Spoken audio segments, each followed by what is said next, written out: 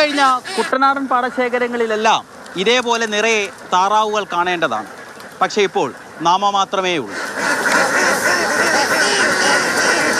ഇപ്പോൾ ഈ അമ്പലപ്പുഴ പഞ്ചായത്ത് താറാവ് കർഷകരുണ്ടായിരുന്നെന്ന് പറഞ്ഞാൽ 10-20 താറാവ് കർഷകരോളം ഉണ്ടായിരുന്ന ഒരു പ്രദേശമാണ്. ഇപ്പോൾ ലാസ്റ്റ് വന്നു കഴിഞ്ഞാൽ ഒരു താറാവ് കർഷകനായി ഞാൻ മാത്രമേ ഉള്ളൂ ഇപ്പോൾ അമ്പലപ്പുഴ പഞ്ചായത്ത് താറാവ് കർഷകൻ.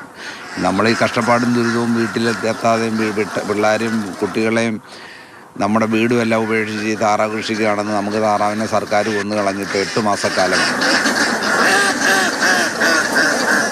പക്ഷിപ്പനിയെ തുടർന്ന് കഴിഞ്ഞ ജൂൺ മുതലാണ് വളർത്തുപക്ഷികളെ കൊന്നു തുടങ്ങിയത്.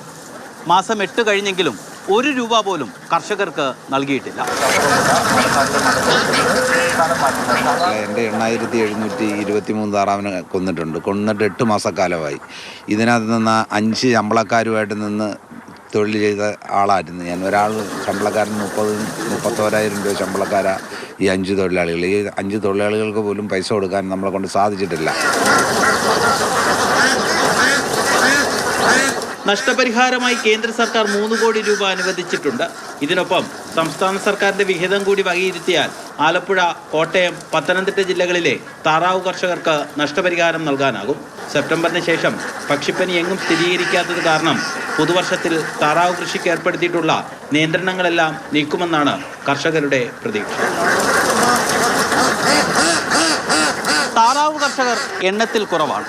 അത്ര വലിയ സംഘടനാ ശേഷിയുമില്ല എന്ന് കരുതി അവർക്ക് അർഹമായത് കൊടുക്കാതിരിക്കരുത്. ഈ വർഷമെങ്കിലും അതിന് തീരുമാനമുണ്ടാകണം.